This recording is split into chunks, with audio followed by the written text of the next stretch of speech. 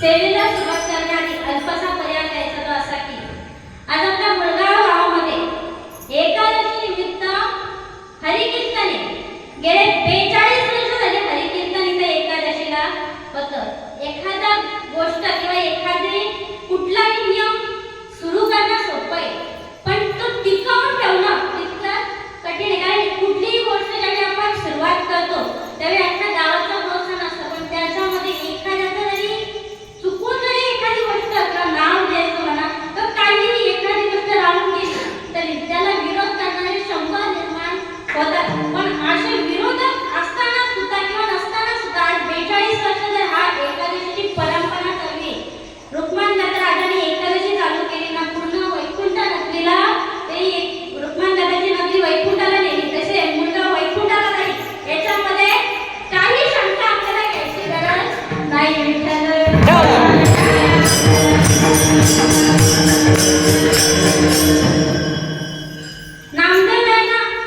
नामदेवराय या अधिकारी होते का भक्ताचे 4 प्रकार सांगितलेले: अविस्तृत, अंगीकृत, अधिकृत आणि पुरस्कृत. त्यातले अधिकृत म्हणजे अधिकारी फक्त नामदेवरायांना म्हटले आहेत. मग अधिकारी नामदेवरायांच्या घरात 14 माणसं होती आणि 14च्या 14 माणसं भगवंताचं नामस्मरण करत आणि अभंग घ्यायला बसले होते. नामदेवाच्या घरी 14 जण स्मरते हरी, 4 पुत्र 4 सुना, नित्य स्मृती नारायणा. सगळ्याचं सगळं परिवार कशाला अभंग घ्यायला बसलं ना. त्यातील काही अभंग नारायण महाराजांनी लिहिलेला त्यातील हा एक अभंग. काय सांगतो त्याच्यामधनं नारायण महाराज आपल्याला? आपली एकादशी काय करा की आमची परंपरा आहे, युगानुयुगापासून चालत आलेली परंपरा आहे. भगवंताला काय आवडतं त्याला आपण भक्ती म्हणतो. जे भगवंताला आवडतं त्याला आपण भक्ती म्हणतो. मग आपण जे आपल्याला आवडतं ते करतो. भगवंताला काय आवडते? एकादशी आवडते, पण आपण आपल्या सोयीनुसार करतो. गोचिडा आवडे, म्हशी गोचिड्याला आवडे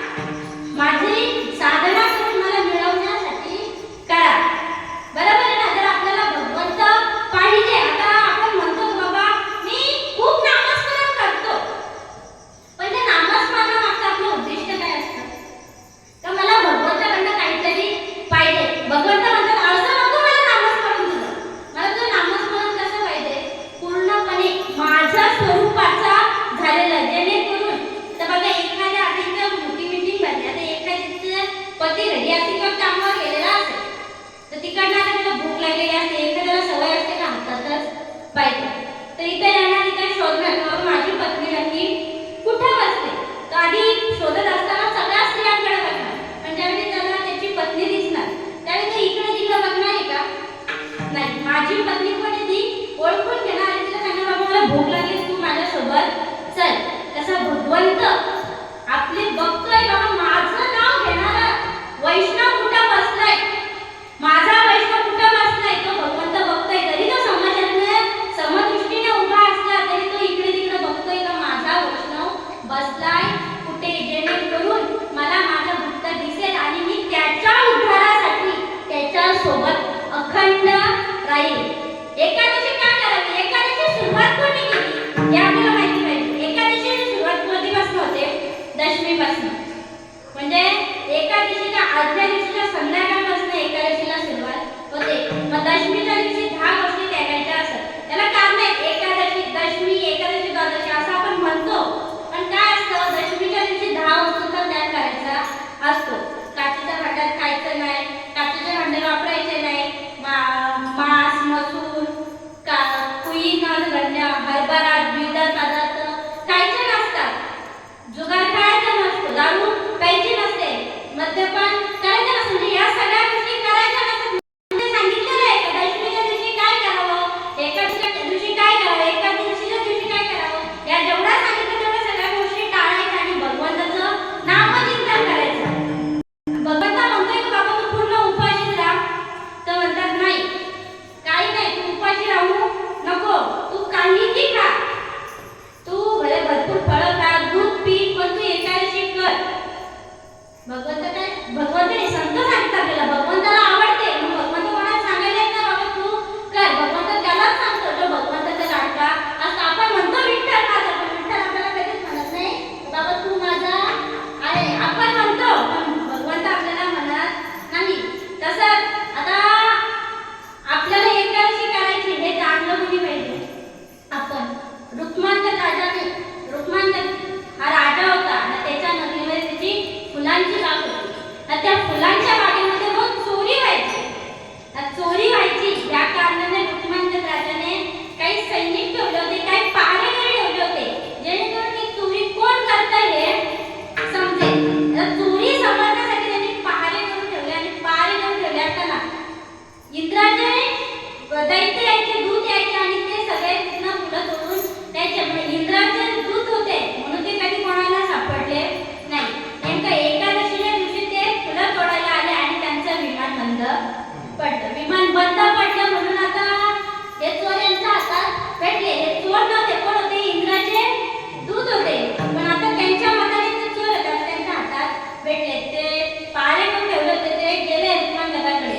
राजा आपले चोर सापडले, आपल्या नगरामध्ये जे चोरी करणारे होते ना ते सापडले. बरं कोण होते ते, इंद्राचे दूत आहे. आणि इंद्राचे दूत आणि ते आपल्या पृथ्वी तलावर चोरी करायला येतील म्हणून रुक्मांगद राजा स्वतः त्या आपल्या बागेकडे निघाला. तिथे जाऊन पोहोचला. ते इंद्राच्या दूताने विचारलं, ते म्हणतात आता आम्ही चोरी करतोय, आमची चोरी पकडलेली गेलेली आहे, पण आता आमचं जे विमान बंद पडलेलं आहे हे उड्डाण कसं होईल. ते म्हणतात तुम्हीच सांगा कसं होईल, हे तिकडं बांधलेलं आहे, कुठं स्वर्गामध्ये बांधलेलं आहे, मग याचे स्पेअरपार्ट इथं मिळणार नाही. एखादी गोष्ट चीनमध्ये बनलेली असते ती आपल्याकडे म्हणून भेटते का नाही, असं ते स्वर्गातलं विमान होतं आणि इथं चालू नाही होणार. मग आता काय करावं. ते म्हणतात हे पृथ्वी तर आहे, मृत्यूलोक आहे ना. ते म्हणजे हो, मग आम्हाला एक गोष्ट माहिती काय, तर ह्या पृथ्वी तलावर एकादशी आहे आणि ज्याने कोणी एकादशी धरली असते, त्याचा उपवास असेल एकादशीचा, त्याच्या हाताच्या स्पर्शाने विमान उड्डाण होईल. पूर्ण आता नगरामध्ये बातमी पसरली की बाबा इंद्राचं विमान आलेलं आहे आणि ते बंद पडलेलं आहे. आणि ते बंद पडले आणि ते चालू करण्यासाठी काय करावं लागेल, तर ज्याची पण एकादशी धरली असेल त्याच्या हाताच्या स्पर्शाने या विमानाचं उड्डाण होईल. मग आता पूर्ण नगरात दवंडी पसरली, पण कोणी असं उपोषण धरण त्यावेळी लोकांनी एकादशी काय हेच माहिती नव्हतं. पूर्ण नगरामध्ये दवंडी पसरली. तर बाबा कोणी एकादशीचा उपवास केला असेल तर त्यांनी यावं आणि त्या विमानाला हात लावावं. कोणी तयार होते, सगळे जेवण करून वगैरे बसले होते. तर राजाने लगेच एक युक्ती लढवली का असं कोणी येत नाही ना, पण ज्याने कोणी एकादशी केली असेल त्याला मी 5 गावं बक्षीस देईल, त्यांनी यावं आणि या विमानाला हात लावून त्याचं उड्डाण करावं. आता कोण ना अशी जी दवंडी घेऊन ते त्यांचे राजाचे दूत गावभर फिरत होते. एक अशीच आजी दारात उभी राहिली होती. दुपारचा वेळ होता. दारात उभी राहिली आणि आई ते दवंडी काही आजीने थांबवले. थांबा रे, काय दवंडी आहे? काय नाही, इंद्रराजाचं विमान आलेलं आहे तर ते बंद पडले आणि जर ते चालू करायचं असेल तर ज्याने कोणी एकादशीचा व्रत केला असेल त्याच्या हातातून उड्डाण होईल आणि त्याला राजा 5 गावं बक्षीस देणार आहे. ती आजीबाई म्हणते, उपवास तुझे माहित नाही मला, पण माझी सून नवऱ्याने मारले म्हणून सकाळपासून उपवास आले, तिने पाणी सुद्धा पिलं नाही. अरे चल ना मग, ती येईल का आमच्यासोबत ती विमान उड्डाण करण्यासाठी? ती जर तशी असती तर ती उपवाशी राहिली असती का? आजीबाई म्हणाले, जर ती येण्यासाठी असते तर उपवाशी राहिली असती का? बरोबर आहे ना? ती जाण्यासाठी असते ती उपवाशी राहिली, प्लस तिने नवऱ्याला उपवाशी ठेवलं असतं. आता ही उपवाशी म्हणजे आता तुम्ही काय केलं? माझ्या पोराला बोलून आणा. त्यांच्या पोराला बोलून आणलं, त्याला सगळा वृत्तांत सांगितला का इंद्राचं विमान आलेलं आहे, ते बंद पडलेलं आहे, ते चालू करण्यासाठी त्याला एकादशीचा व्रत असेल तोच व्यक्ती पाहिजे. तुझ्या बायकोला सकाळपासून उपवास घडलेला आहे, तिच्या हातातून विमान उड्डाण होईल, तुझ्या घेऊन तर तुला राजा 5 गावं बक्षीस देईल. तो पण तयार झाला. त्याला बोलतो येतो मी. गेला आतमध्ये घरात गेला, त्याला बोल. ती पण तिच्याकडे उठली, म्हणे चल. ते पुढे हा मागं तिच्या मागे गेला, विमानाच्या तिथे गेला. ते म्हणजे लाव हात आता. त्याच्याकडे बघते, विमानाकडे बघते, तर ओरडून नका लागला, लाव हात टाकला आणि हात लावला. ते विमान उड्डाण झालं. रुक्मांच्या दादाच्या डोळ्यात पाणी आलं. तर माझ्या नगरामध्ये एवढी पुण्यवान लोक राहतात तर इंद्रदेवाचं विमान माझ्या नगरातल्या माणसाच्या हातातून उड्डाण हवं. आणि त्यावेळी रुक्मांच्या दादाने सांगितलं का याच्या पुढे 15 दिवसाला जी एकादशी येते ती प्रत्येक घरामध्ये पाळली गेली पाहिजे. आणि तेव्हापासून हे एकादशीचं महत्त्व कळलं, म्हणून तेव्हापासून ती एकादशी केली जाते आणि ती कशी करावी आपण त्याचा प्रयत्न करूया.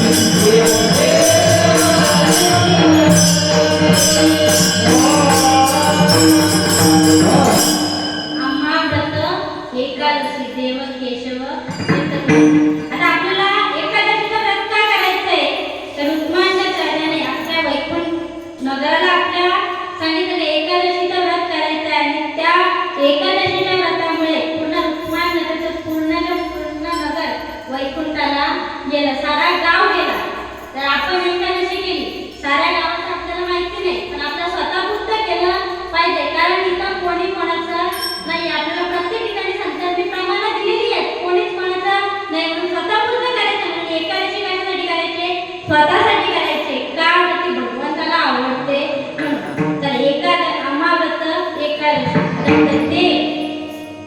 देव केशव असंच का वापरलं? तर नुसतं देव वापरला असता तर त्याचा अतिव्याप्ती दोष निर्माण झाला असता. तर देव किती आहेत? अनेक आहेत. म्हणून देव केशव अतिव्याप्ती दोष टाळण्यासाठी देव केशव असा वापरला. केशव हा नामाचा उच्चार केला. मग केशव कोण? जो सारा केश काढून घेतो, काढून टाकतो तो केशव. के नाम ब्रह्मा, शे नाम शंकर, केशव व नाम विष्णू. जो सगळं ताप आपल्याकडनं हरवून घेतो तो केशव. आता केशवचा हा सरळ अर्थ झाला. के नाम केशव व नाम विष्णू म्हणजे असं सरळ सरळ अर्थ झाला. आता तसंच आपण बघायला गेलं तर देव मंदिराला आपण सरळ शब्दात काय म्हणतो? देव. पुढे मंदिरात म्हणून देव. मग मंदिर आणि देव हा काय झाला? सरळ सरळ अर्थ झाला. पण मंदिरामध्ये पण काय? म म्हणजे मंगलता, दी म्हणजे दिव्यता, र म्हणजे रम्यता. मंगलता, दिव्यता आणि रम्यता या तिन्ही ज्या ठिकाणी नांदतात ते गोष्ट म्हणजे मंदिर. ते ठिकाण म्हणजे मंदिर. म्हणजे जिथं मंगलता सुद्धा आहे, जिथं मन सुद्धा रमतं असं काय ठिकाण आहे? ते मंदिर आहे. म्हणून आपण त्याला मंदिर म्हणतो. तसंच विठ्ठल म्हणजे कोण? पांडुरंग. सरळ अर्थ ना, विठ्ठल म्हणजे पांडुरंग. आपण समानार्थी शब्द सहसा घेतो. विठ्ठल म्हणजे पांडुरंग. पण इथं सुद्धा वि म्हणजे विष्णू, ठ म्हणजे नीलकंठ, ल म्हणजे लक्ष्मीकांत, व म्हणजे विष्णू. म्हणजे बघा सगळे आपण किती जरी खोल फिरून गेलो तरी विष्णू, शंकर आणि ब्रह्मदेव हे कसे आहेत? एकच आहेत. या तिघांची उत्पत्ती, पालन, संवाद हे सगळं कोण करतो? एक केशव करतो. म्हणून तिथं देव केशव असा उच्चार केला. माता काय आम्हाला आवडणार, भगवंताला आवडणार व्रत कुठलं आहे? एकादशी. म्हणून आम्ही एकादशीचं व्रत करतो. आणि त्या आवडणारा भगवंत ही एकादशी कोणाला आवडते? तर त्या जो केशव नावाचा जो देव आहे त्याला आवडते. मग देव केशव. तीर्थ काय आहे? तर तुळशी जी आपण गळ्यामध्ये धारण करतो.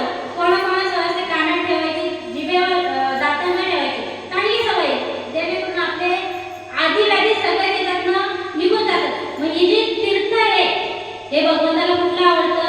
तुळशीचं आवडतं. ह्या गोष्टी सोडल्या तर आम्हाला दुसरं कुठलं साधन आवडत नाही. अभंगाचं दुसरं जग.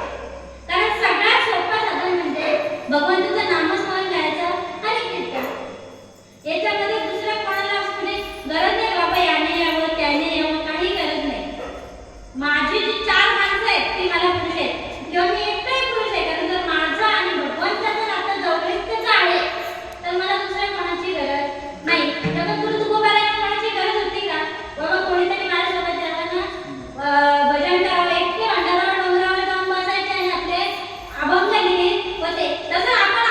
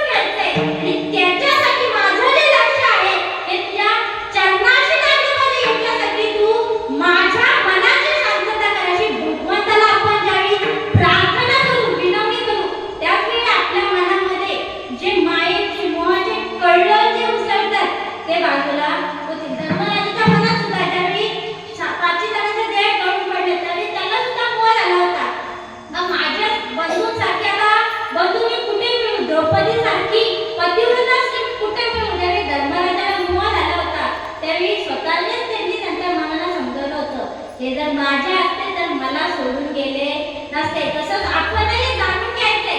बघा मी आज आजारी आहे, मला दवाखान्यात नेते, पण या शरीरामधला जो भगवंत आहे, जो आत्मा आहे, तो जर निघून गेले तर मला घरात ठेवतील का? ठेवणार नाही. म्हणून आपण काय जाणून घ्यायचंय का बाबा, हा मी माझा होतोय का? हा मी गेलेला आहे, हा माझा आहे, हा मी नाही, माझाही नाही. माझा फक्त एकच आहे, तो भगवंत आहे. म्हणून भगवंता फक्त एकच करून घे. माझ्याकडे दुसरं कुठलं साधन नको. फक्त तुझा नामाचा झाला माझ्या या जिभेला लागू दे. उठता बैसता चालता बोलता राम म्हणा, राम म्हणा, राम म्हणा, इतका माझ्या जिभेला चाला तुला लागू दे. माझं चाला लागल्यानंतर मला चाला लावून घ्यायचा आहे जिभेला, तर सगळ्यात पहिला काय पाहिजे? संतांची संगत पाहिजे. तर कुठलीही चांगली गोष्ट आपल्या आचरणात येण्यासाठी आधी त्या गोष्टीबद्दल माहिती करून देणारा गुरु पाहिजे. गुरुशिवाय आपल्याला अनुभव येत नाही. म्हणून गुरु पाहिजे. मग आपल्याला या क्षेत्रात वारकरी क्षेत्रात जे गुरु कोण आहेत? तर आपले संत आहेत, संतांचं भांडार आहे. मग आता संतांची संगत पाहिजे. त्यासाठी आधी संतांसाठी काय केलं पाहिजे? मग संत कुठे आहेत? संत कुठे बाहेर आहेत का? नाही, आपल्या जवळ आहेत. तर आपण जाणून घेतलं पाहिजे. आता नारद मुनीने भगवंताला प्रश्न विचारला होता. काय नारद मुनी, संतांच्या संगतीचा फायदा काय? कोणी विचारलं होतं? नारद मुनींनी भगवंताला विचारलं होतं, विष्णूंना विचारलं होतं की संतांच्या संगतीचा फायदा काय?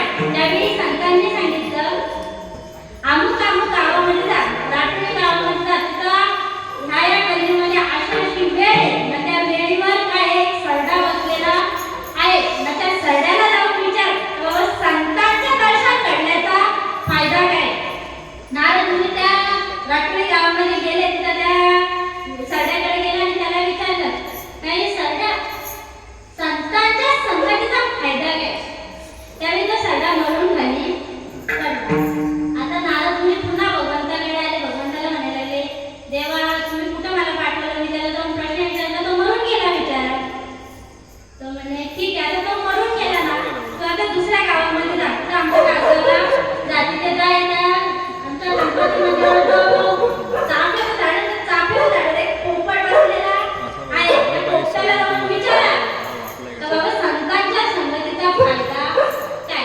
आता आपल्यासारखे तसं जाणून घ्यायचं नाही. म्हणून नारद मुनी गेले, तिथे गेले आणि त्या पोपटाला विचारलं तर संतांच्या संगतीचा फायदा काय? तो पोपट सुद्धा मरून खाली पडला. नारद मुनी पुन्हा भगवंताकडे आले. भगवंताला म्हणायला लागले, बाबा देव तुला माझ्या प्रश्नाचं उत्तर द्यायचं आहे की नाही तेवढं तरी सांगा.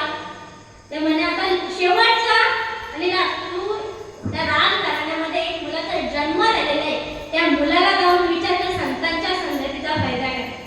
नारद मुनी घाबरला आणि भगवंताला काय म्हणायला लागले, येडाबिडा आलास का देवा? येडाबिडा आलास का? त्या सरड्याला त्या पोपटाला कोण नातेवाईक नव्हतं म्हणून मी वाचलो. राजाचा पोरगा जर नेला तर माझीच तर यात्रा काढतोय. माझं तर म्हणे काय असं काय होत नाही, भगवंतांना असं काही होत नाही, तू जा ना तिथे त्याला विचार. आता नारद मुनी तिथे गेले. तिथे गेल्यानंतर राजाने पाहिलं तर नारद मुनी आले. ते म्हणायला लागले, त्यांनी बोलवलं, त्यांचा आदर सत्कार केला, पूजा अर्चा. तर आपल्याकडे बाहेरून माणूस आला तर आधी आपल्याला पाण्यात तो विचारपूस करतो, बसवतो. तसं त्या नारद मुनींना बसवलं आणि सांगितलं, बाबा आमच्या घरात नुकतंच बाळ जन्माला आलंय, तुम्ही त्याला उत्तम असा आशीर्वाद द्या. नारद मुनी म्हणतात, ठीक आहे मी आशीर्वाद देतो, पण माझं अशी म्हणणं आहे की मी त्याला आशीर्वाद देईन, पण मी तुमच्या सगळ्यांच्या समोर देणार, मी एकांतात त्याला आशीर्वाद दे. तर आता म्हणाले ठीक आहे, तुम्हाला एकांतात द्यायचं एकांतात द्या. त्याला आतमध्ये घेऊन गेले. बघा इथं बाळ झोपलेलं आहे, तुम्ही याला आशीर्वाद द्या, आम्ही बाहेर थांबतो. तिथे गेले, त्याच्या कानाच्या जवळ एकदम गेले. हळूच नारद मुनीने विचारलं, संतांच्या संगतीचा फायदा काय? हळूच विचारलं. काय तर राजाला ऐकत असलं तर याला जर काय झालं तर मी म्हणू शकतो तुमचं बाळ झोपलं होतं, मला माहिती काय झालं. म्हणून त्यांना हळूच काढत विचारलं का संतांच्या संगतीचा फायदा काय? नुकताच जन्मलेलं बाळ म्हणायला लागलं, संतांच्या संगतीचा फायदा काय आहे? तर माझा सरड्याचा जन्म होता, संतांचं दर्शन झालं, माझे थोडेसे कुठेतरी किंचित पाप बाकी होते,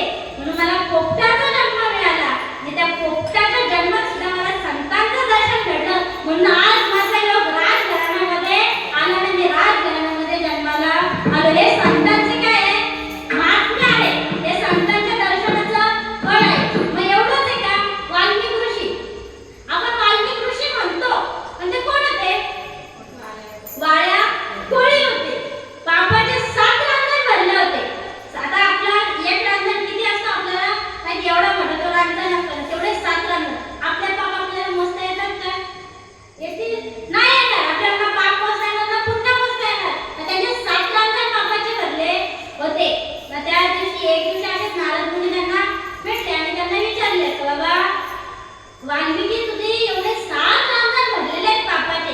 त्या पापामध्ये तुला सहभागी कोण?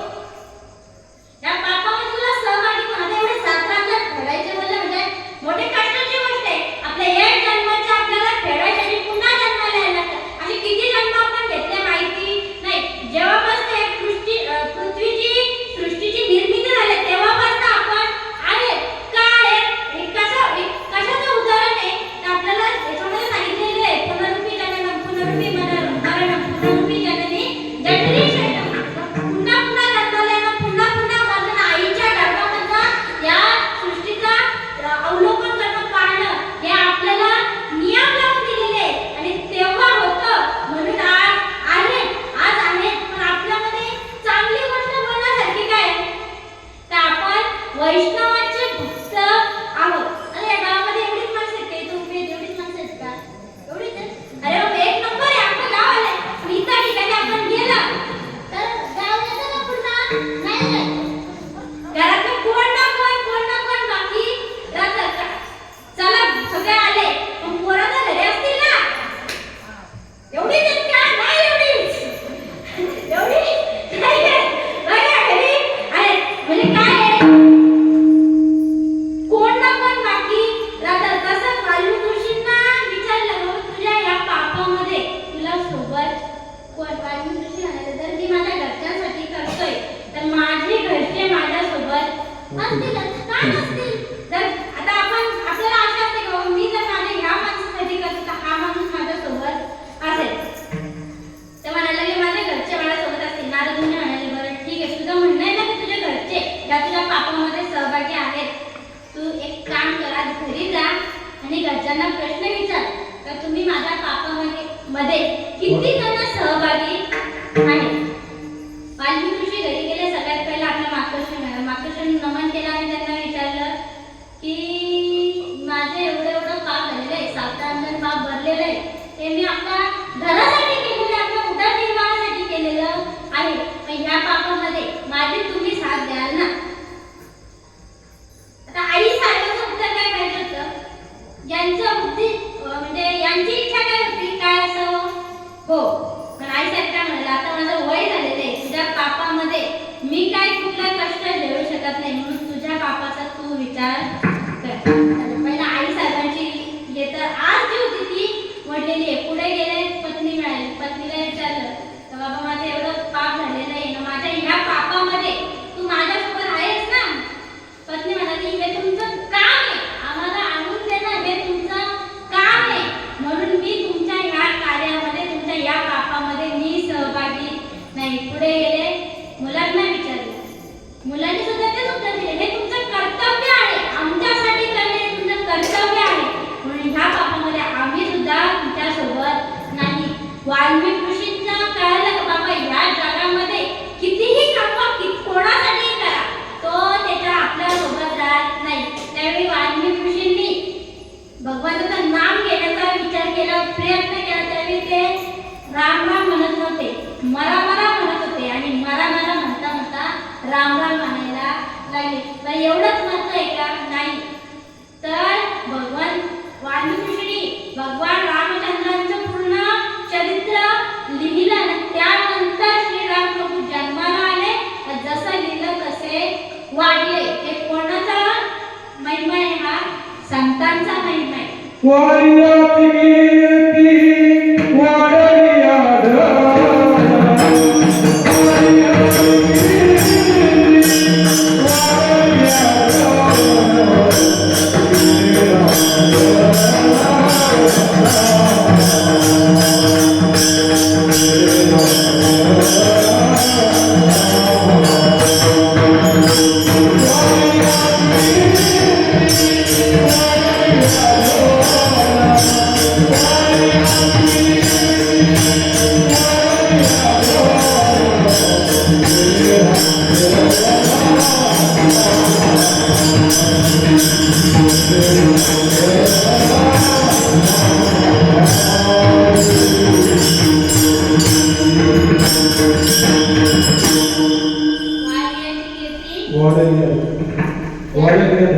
रामायण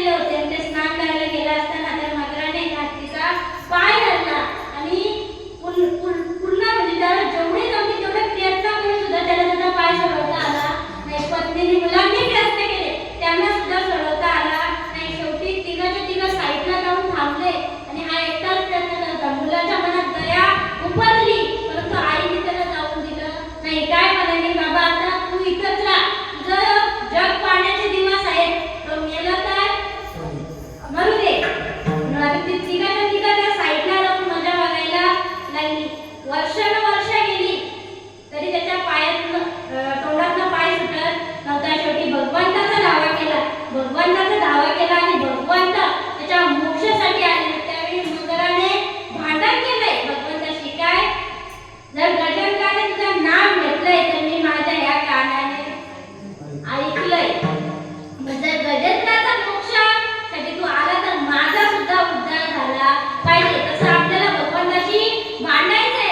तेव्हा जरी मला बोलता येत नसलं, जरी मला सांगता येत नसलं, तरी माझ्या ह्या कानाने मी ऐकलेलं आहे म्हणून माझा सुद्धा उद्धार झाला पाहिजे. मला तुझ्या चरणाची सेवा लाभली पाहिजे. बरं, मला मोक्ष मिळावा अशी माझी इच्छा नाही का? तर माझे भरपूर जन्माचे पाप बाकी आहेत आणि ते संचित घालवण्यासाठी माझ्यासाठी तू काय कर? मला फक्त ज्या घरामध्ये परमार्थ चालतो, भगवंताचं नामस्मरण चालतं, त्या घरामध्ये जन्म दे, जेणेकरून माझे युगानुयुगीचे जे पाप आहेत ते मी संपवू शकतो. कसे? नामाचं कीर्तन साधना पै सोपे आणि जळतील पापे जन्मांतरीची पापं घालवण्याचं साधन एकच आहे, नामस्मरण. म्हणून तू माझी भगवंता अशी इच्छा नाही की तू मला एका याच्यामध्येच मोक्ष दे, पण माझी एवढीच इच्छा आहे की किमान मला वैष्णवाच्या घरात जन्म दे. तर मला वैष्णवांच्या घरात जन्म मिळाला तर संतांची संगत काय आहे, संतांच्या संगतीमध्ये मिळणारं प्रेम काय आहे हे मला कळेल. अभंगाचं तिसरं चरण.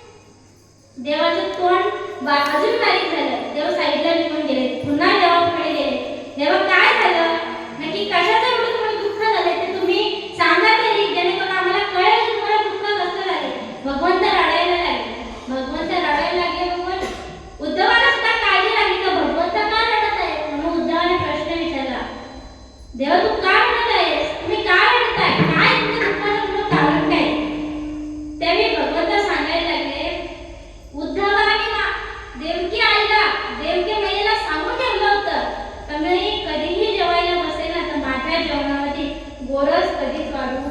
नको ना. आज नेमकं तिने माझ्या ताटामध्ये गोरस वाढलं आणि मला यशोदा मुलीची आठवण झाली, तिला प्रेमाची आठवण झाली, म्हणून मला आता जेवायला नको. देवाला सुद्धा प्रेमाचीच आणि भुकेचीच आस असते. तो फक्त भावाचा भुकेला आहे. ज्यावेळी भगवंत द्वारकेला आले त्यावेळी एक चिठ्ठी यशोदा मातेसाठी भगवंतांनी लिहून पाठवली होती. त्याच्यामध्ये मार्मिक शब्द लिहिलेले होते. त्या मार्मिक शब्दामध्ये भगवंतांनी काय बोलले होते यशोदा मातेला, आई तुला असं वाटत असेल तर मला तुझी आठवण येत नाही, पण इथला एकही असा दिवस जात नाही तर मला तुझी आठवण येत नाही. मग कशी आठवण येते? ज्यावेळी माझ्या या राज्यातनं या राजवाड्यातून मी बाहेर निघतो ना, त्यावेळी सगळी लोकांचे लोक म्हणतात राजाधिराज बाळ श्रीकृष्ण पधारले. असे जिथे जिथे जातो तिथे मी हे गर्जना ऐकतो, परंतु आजपर्यंत असं कोणीच भेटलं नाही का मला जवळ घेऊन पाठीवर हात फिरून मेरा कन्हैया म्हणणारा आजपर्यंत मला कोणी भेटलं नाही. म्हणजे देव सुद्धा कशाचा भुकेला आहे तर फक्त भावाचा भुकेला आहे ना. आपल्याला फक्त काय करायचं त्याचा भाव जाणून घ्यायचा. त्याचा भाव एकच आहे का बाबा तू माझा नामस्मरण कर जेणेकरून मी तुझा उद्धार करीन. भगवंताला कोण आवडतात? वैष्णव आवडतो. सुरुवातीला सांगितलेलं आहे का देव भक्तेषु वैष्णव. भगवंताच्या कीर्तीची भगवंत वाट बघतोय. कोणाची? भक्ताची. मग कुठल्या भक्ताची भक्ती पाहायला भगवंत गेला? पुंडलिकरायांची. पुंडलिकराय सुरुवातीला एवढे सात्विक होते का? नाही. त्याने आई वडिलांना खूप त्रास दिला. खूप त्रास दिला असताना एक दिवशी काशीची यात्रा करत असताना कुकुट स्वामींच्या त्या आश्रमाच्या इथे त्यांची वस्ती होती. त्या वस्तीमध्ये त्यांनी पाहिलं तर 3 मली स्त्रिया आलेल्या आहेत. कोण होत्या त्या? गंगा, यमुना, सरस्वती. अशा 3 जणी होत्या आणि त्या भगवंताला तिथे ते कुकुट स्वामींचं दर्शन करण्यासाठी आले. व तिथं आल्यानंतर त्यांनी पाहिलं की बाबा एवढ्या मली स्त्रिया आलेल्या आहेत, परंतु त्या आतमध्ये जाऊन कुकुट स्वामींचं दर्शन घेऊन बाहेर ज्यावेळी निघाल्या त्यावेळी त्या सुंदर अशा दिसत होत्या. त्यांनी लगेच पुंडलिकराय गेला आणि त्यांना विचारलं तुम्ही जाताना एवढा मलिन होता, घाणेरडा होता, तुम्ही आता बाहेर निघाल्यानंतर एवढं सुंदर कशाला? त्यांनी विचारलं. त्यांनी प्रश्न विचारल्याबरोबर त्यांनी उत्तर दिलं तर तुमच्यासारखे पापी येतात आमच्यामध्ये स्नान करतात, तुमचं पाप धुतात आणि आम्हाला मलिन करतात. त्यावेळी जर पुंडलिकरायांना प्रश्न पडला तर आम्ही असं काय पाप करतो आणि ह्या आश्रमामध्ये असं काय आहे हे त्यांना बघण्याची इच्छा निर्माण झाली आणि बघू. त्यावेळी पुंडलिकराय तिथे त्या कुकुट स्वामीच्या आश्रमात गेले. आश्रमात गेलेला असताना त्यांनी पाहिलं की बाबा एवढे सगळे सेवा करतात. त्यांनी त्यांना नमस्कार केला आणि त्यांना विचारलं का तुमच्याकडं कोणती शक्ती आहे किंवा कोणतं बळ आहे ज्या बळाच्या जोरावर तुम्ही मली स्त्रिया एवढ्या सुंदर अशा केल्या? तेव्हा कुकुट स्वामीने उत्तर दिलं मी ना कुठली तीर्थयात्रा केली, ना कुठली वारी केली, ना कुठली प्रदक्षिणा केली, ना मी कुठला देव पाहिला आहे आजपर्यंत, ना मी कुठला उपवास केला. मग तुम्ही असं काय केलं ज्याने तुम्ही अशा मली स्त्रिया पूर्ण सुंदर करून पाठवल्या? ते म्हणाले मी फक्त आणि फक्त माझ्या आई वडिलांची सेवा केली. आई वडिलांच्या सेवेचं फळ मला इतकं मिळालंय तर माझ्या पाशी आलेला प्रत्येक जण हा पुण्यवानच होऊन जातो. त्यावेळी पुंडलिकरायांना लक्षात आलं की ज्या आई वडिलांनी एवढं यात्रा करतोय पण या यात्रेचा फळ मला तीळ मात्रही नाहीये का? तर माझ्या आई वडिलांची मी फार अपेक्षा करतोय.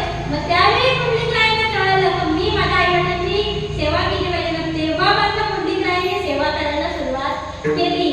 रुक्मिणी माता रागात आल्या होत्या तिकडं विदर्भामध्ये भगवंत शोधत आले होते. त्यावेळी भगवंताला लक्षात होतं की बाबा माझा अमुक भक्त अशा अशा ठिकाणी आपल्या आई वडिलांची सेवा करत बसलेला आहे आणि त्या भक्ताला दर्शन घेण्यासाठी त्याची भेट घेण्यासाठी भगवंत तिथे गेले ना. भगवंत गेलेल्या त्यावेळी पुंडलिकांच्या दोन्ही मांडीवर आपल्या आई वडील झोपलेले होते. तिथे गेल्यानंतर भगवंताने आवाज दिला ए पुंडलिका मी आलोय. पुंडलिकांना असा आवाज दिल्याबरोबर पुंडलिकाय म्हणाले कोण आलंय? आणि मी भगवंत पांडुरंग मी आलोय. बरं देवा आले तर जरा थांबा, माझ्या आई वडील झोपले, त्यांची झोप काही मी मोडणार नाही. अरे पण मी देव आहे आणि मी तुला भेटीला आलोय. ते म्हणे जरा थांबा, ही वीट घ्या, मागे वीट घेतली ना भेटकावली, ही वीट घ्या, या विटेवर जरा उभे राहून थांबा. ज्यावेळी माझ्या आई वडिलांची झोप पूर्ण होईल त्यावेळी येऊन तुम्हाला मी भेटे. आई वडिलांच्या सेवेचा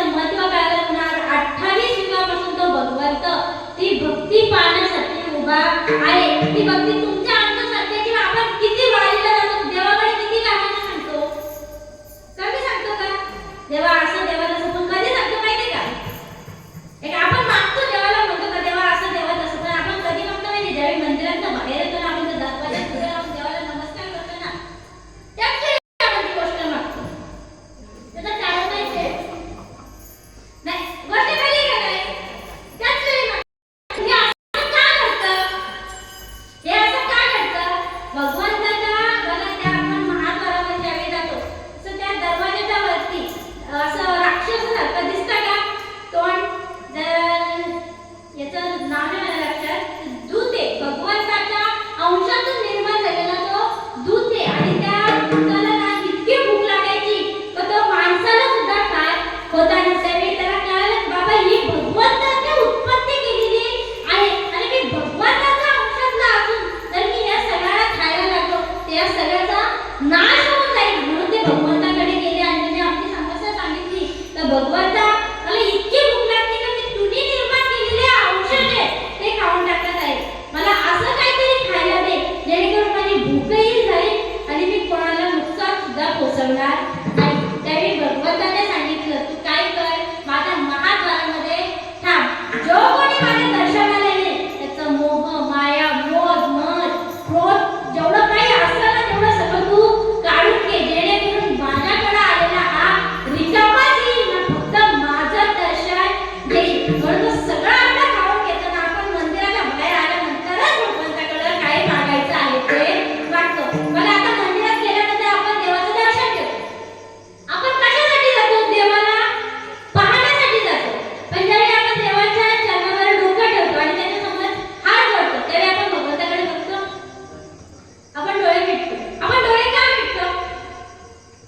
आपल्याला कारण माहिती नाही. आता एखादी गोष्ट आपण करतोय तर त्याचं आपल्याला कारण माहिती पाहिजे. आपण डोळे का मिटतो? उद्दिष्ट काय आपल्याला माहिती आहे? आपण डोळे मिटतो त्याचं उद्दिष्ट काय माहिती आहे? त्याचं उद्दिष्ट काय माहिती आहे? ज्यावेळी आपण त्या भगवंताच्या चरणावर डोकं ठेवून हात जोडतो ना त्यावेळी आपण आपल्या अंतरामध्ये असणारा भगवंत असाच आहे हे जाणण्यासाठी आपण डोळे मिटतो. पण आपल्याला तो भगवंत दिसत नाही. आपल्या मनामध्ये त्यावेळी विचार येतात तर मला काहीतरी मागायचं होतं पण मी विसरलोय असं. पण आपल्याला काय त्यावेळी जाणायचं की बाबा माझ्या अंतरामध्ये जो आहे तो असाच असणार आहे हे जाणण्यासाठी आपण ते डोळे मिटत असतो. ही अशी संतांची संगत आहे ना त्याच्यामध्ये नितांत असं प्रेम भरलेलं आहे. आणि एखादी गोष्टीचा संग्रह म्हणजे भांडार, हे प्रेमाचं भांडार कोणाकडे आहे? संतांकडे. आणि ते संतांचं सगळं भांडार आहे ते जी परंपरा आहे जी संतांचं भांडार आहे किंवा कीर्तन झालं, एकादशीचं व्रत झालं, तुळशीचं तीर्थ झालं आणि वैष्णवांची संगत आहे, या सगळ्या ज्या गोष्टी आहेत ही आमची परंपरा आहे असं कोण म्हणतंय? नारायण महाराज म्हणतात. आम्हाला कशी वाटते? विष्णुदास विनविना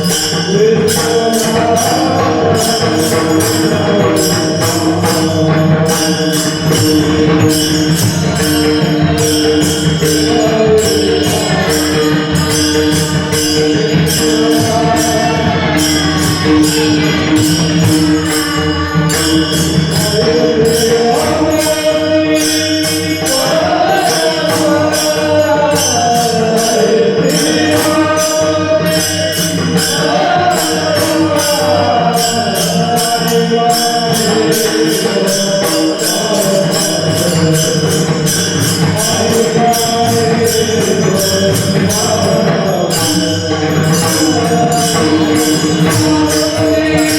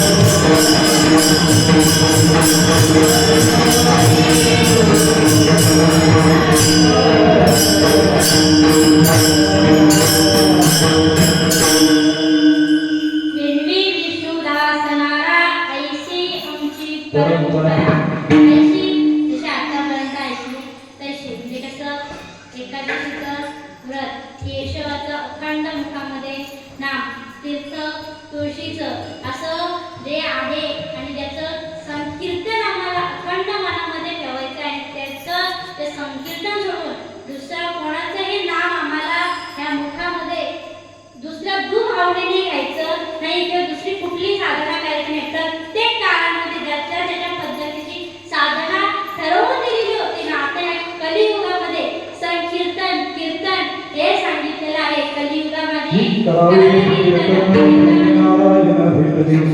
जर कलियुगामध्ये कीर्तन केलं तर त्याला कोण देईल भेट? नारायण भगवंत भेट देते. आणि त्या भगवंत भेटीसाठी आम्ही हा एवढा खटाटोप करतो. मी ह्या सगळ्यामध्ये जर आम्हाला प्रेम कोणाकडे लागलं तर संतांकडे आम्हाला हे प्रेम लागलं ना. अशी ही सगळी आमची परंपरा आहे आणि ही पुढे आपण चालवावी अशी संतांची इच्छा सुद्धा आहे. आणि ही अशी जी परंपरा आहे ही आम्ही आजपर्यंत चालवत आलेलो आहोत. आणि ही परंपरा आमची कशासाठी आहे तर त्या भगवंताची प्राप्ती करून घेण्यासाठी. आणि एकदा सर्वांनी हात वर करा आणि भगवंताचं नाम कीर्तन करा. विठोबा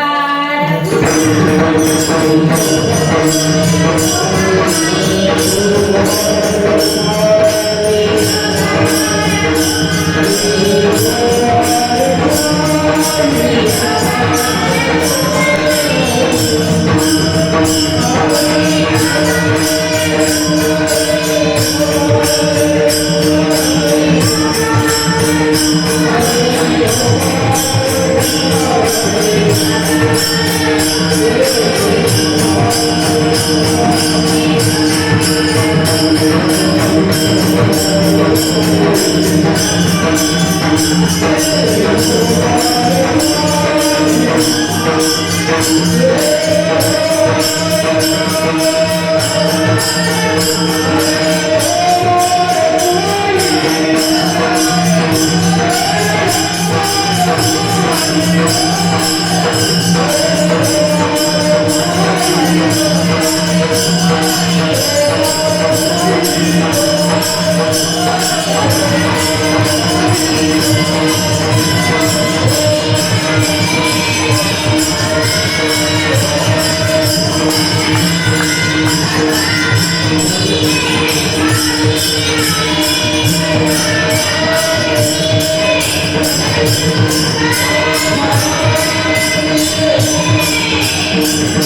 आपल्याला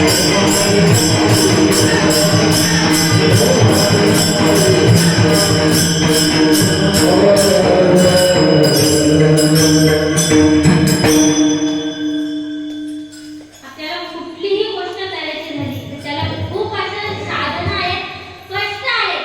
त्याच्यामध्ये सगळ्यात सोपं जर आपलं साधन कुठलं असेल तर ते भगवंताचं नामस्मरण आहे. आता आपल्याला एखादी गोष्ट जेवण जरी बनवायची झाली तरी आपल्याला सगळी सामग्री पाहिजे असते. गॅसपासून तेलपासून सगळ्या साहित्यापासून सगळी गोष्ट पाहिजे असते. परंतु भगवंताचं नाम घ्यायला आपल्याला कुठलीही साधनाची किंवा साहित्याची गरज नाही. सगळ्यात सोपं काय आहे तर नाम आहे. म्हणून फक्त भगवंता एवढा आमच्यावर उपकार कर का आमच्या मुखामध्ये तुझं नाव यावं, एवढंच आमच्यावर उपकार कर, जेणेकरून आम्ही या जन्मात नाही, पुढच्या जन्मात नाही, कुठल्या तरी जन्मात तुझ्या चरणाशी येऊ. आणि हीच प्रार्थना भगवंताकडे नेहमी मागत राहायची. त्यावेळी कधीतरी त्याला आपली दया येईल अशी आपण आशा मनामध्ये धरायची. महाव्रत एकादशी देव केशव तीर्थ तुळसी अनिक नेणे बा साधना आमचा विषय हरिकीर्तना संत संगती निरंतर प्रेम धनने भांडार अनिक नेणे बा साधना आमचा विषय हरिकीर्तना बिनवी विष्णुदास नारा ऐसी आमची परंपरा अनिक नेणे बा साधना आमचा विषय हरिकीर्तन. झालेली सर्व सेवा पांडुरंगाच्या चरणी, विष्णू माऊली ज्ञानोबरायांच्या चरणी, भगवान हनुमंतरायांच्या चरणी, तसेच माझे गुरुवर्य हरिभक्त पारायण विठ्ठल महाराज शास्त्री, तसेच वैकुंठवासी माधुबाबा जाटे यांच्या चरणी समर्पित करून, माझ्या आई वडिलांच्या चरणी समर्पित करून, इथं असलेल्या सगळ्या छोट्या वागल्यांच्या चरणी समर्पित करून सेवेला पूर्ण विठ्ठल. नमस्कार.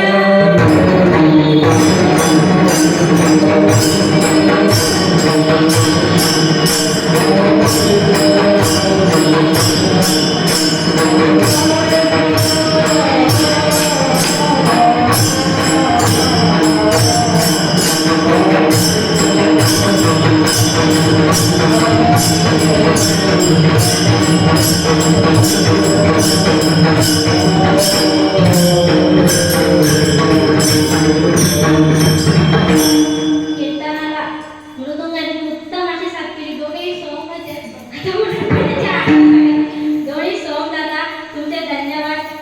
गुरुवर्य श्रीराम बाबा तुमचे सुद्धा धन्यवाद. मला आजची सेवा बाबांच्याच याच्यातून मिळालेली आहे, म्हणून बाबांचे खूप खूप धन्यवाद. तसेच आमच्या दादा तुमचे धन्यवाद, बाबांचे धन्यवाद. कोणाची नावं मला माहिती नाही. आपले आप्पा बाबा तुमचे सुद्धा खूप खूप धन्यवाद.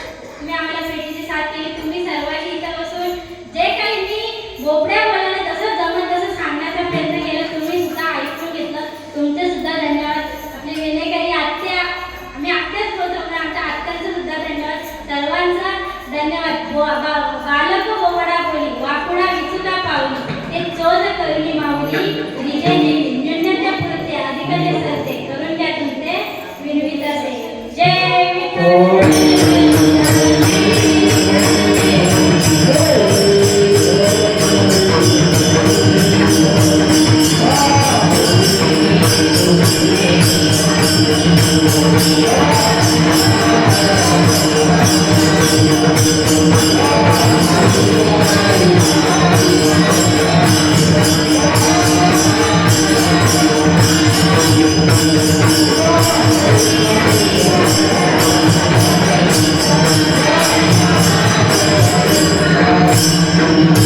Thank you.